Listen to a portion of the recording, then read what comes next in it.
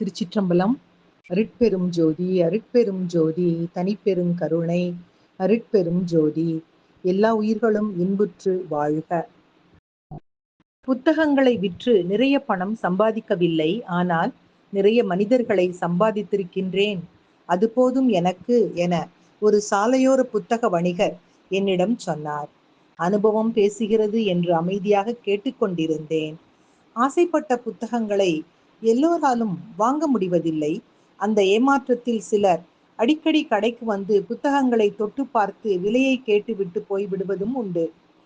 எனக்கு தெரிந்த ஒரு போட்டோகிராஃபர் வெளிநாட்டு புகைப்பட புத்தகங்களை விலை கேட்டுவிட்டு நீண்ட நேரம் புரட்டி கொண்டே இருப்பார். 1000 2000 விலை கொடுத்து அவரால் வாங்க முடியாது என தெரியும் என்பதால் நானும் கண்டுகொள்வது இல்லை. தனக்கு விருப்பமான புகைப்படங்களை ஆசையாக புரட்டி பார்த்துவிட்டு பெருமூச்சுடன் வைத்துவிட்டு போய்விடுவார். ஒரு முறை பெரிய போட்டோகிராஃபி புத்தகம் ஒன்றை என்னிடம் எடுத்து கொடுத்து, இதை யாருக்கும் வித்துறாதீங்க, காசு ரெடி பண்ணிட்டு வந்து 5 தேதிக்கு பிறகு வாங்கிக் கொள்கிறேன் என்றார். அந்த புத்தகத்தை அவருக்காக தனியே எடுத்து வைத்திருந்தேன். சொன்னபடி 5ஆம் தேதி அந்த போட்டோகிராஃபர் வரவில்லை. ஒரு நாள் ஒரு ஓவியர் ஒருவர் வந்து கேட்கவே அந்த புத்தகத்தை விற்றுவிட்டேன். 2 மாசங்களுக்கு பிறகு ஒரு நாள் மாலை அந்த போட்டோகிராஃபர் பரபரப்புடன் வந்து, நான் எடுத்து வைத்த புத்தகத்தை வாங்கிக் கொள்கின்றேன் என பணத்தை நீட்டினார். அதை எப்பவோ விற்றுவிட்டேனே என சொன்னதும் அவருக்கு முகம் வெளிரி போய்விட்டது. வித்துட்டீங்களா? என்னங்க இப்படி பண்ணிட்டீங்க? அதுதான் நான் வாங்கிக்கிறேன்னு சொன்னேன்ல என கோபப்பட்டு கத்தினார். நீங்க ஆளே வரல, அதான் வேற ஆளுக்கு கொடுத்துட்டேன் என்றேன்.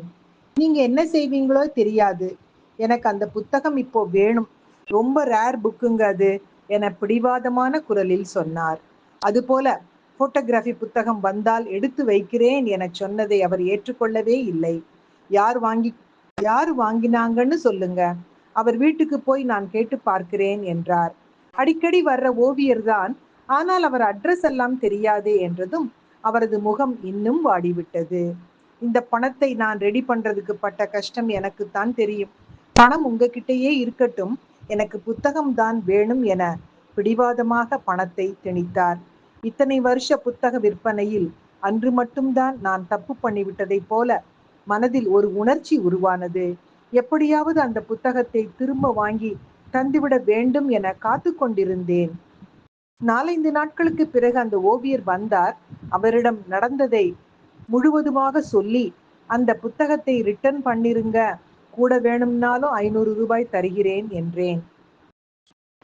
அவர் மனம் இறங்கி மறுநாளே அந்த புத்தகத்தை கொண்டு வந்து தந்ததோடு பணமே வேண்டாம் என்று சொல்லி போய்விட்டார்.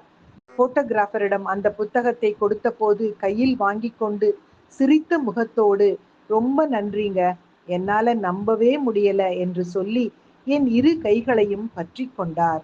நீங்க நன்றி சொல்ல வேண்டியது எனக்கு இல்லை, இந்த புத்தகத்தை இலவசமாகவே திருப்பி கொண்டு வந்து கொடுத்த ஓவியருக்குத்தான் என்று சொல்லி வாங்கியிருந்த பணத்தை போட்டோகிராஃபரிடம் திருப்பி கொடுத்த போது இரட்டை சந்தோஷத்தில் அவர் நிஜமாவா என கேட்டுக்கொண்டே இருந்தார்.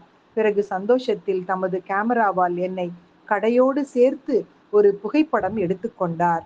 இத்தனை வருஷ அனுபவத்தில் அதுதான் முதன்முறையாக நான் கடையோடு சேர்த்து போட்டோ எடுத்துக்கிட்டது.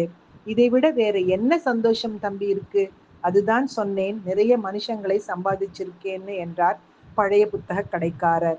எவ்வளவு பெரிய மனசு, அதில்தான் எத்தனை அன்பு என அந்த ஓவியரையும் புத்தக கடைக்காரரையும் வியந்தபடியே சொன்னேன். இந்த நேசத்தை தான் புத்தகங்கள் உலகுக்கு கற்றுத்தருகிறது. புத்தகங்களை நேசிக்கிறவருக்கு தன்னை போலவே புத்தகம் படிக்க ஆசைப்படுகிற மற்றவருடைய மனசு நிச்சயம் புரியும் என்றேன். அவரும் அதை ஆமோதித்து தலையாட்டினார். நாமும் மனது நிறைய அன்பை நிரப்புவோம் என்று சொல்லி எனக்கு பிடித்த இந்த பதிவினை எனது நேயர்களோடு பகிர்ந்து கொள்வது உங்கள் அழகம்மை சுவாமிநாதன். Happy morning.